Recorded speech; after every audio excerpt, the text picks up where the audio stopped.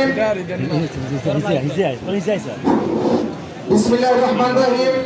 আজকের বিএনপির 1 নং ও 2 নং ওয়ার্ড ও 10 নং ষোলো ইউনিয়নের আয়োজিত প্রোগ্রামের প্রধান অতিথি গাজী হাবিবুল্লাহ মানিক ভাই এবং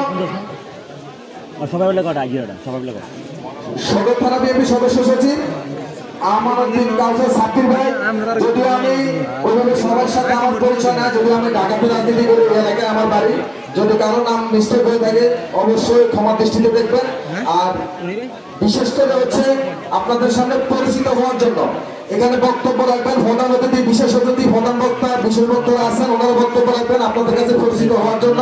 আমি সংক্ষেপে একটা কথা বলতে চাই, বিগত দিনে আপনারা ভোট দিতে পারেন নাই, আপনারা ঘরে বসেছিলেন, ভোট হয়ে গেছে।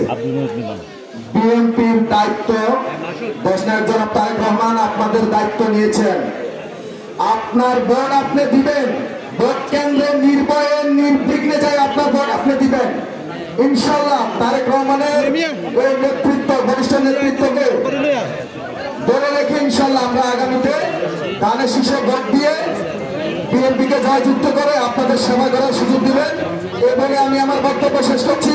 বাংলাদেশ জিন্দাবাদ, জাতীয়তাবাদী দল জিন্দাবাদ, দেশনেত্রী বেগম খালেদা জিয়া জিন্দাবাদ, শহীদ জিয়া অমর, তারুণের অহংকার তারেক রহমান জিন্দাবাদ। সবাইকে ধন্যবাদ। আসসালামু আলাইকুম।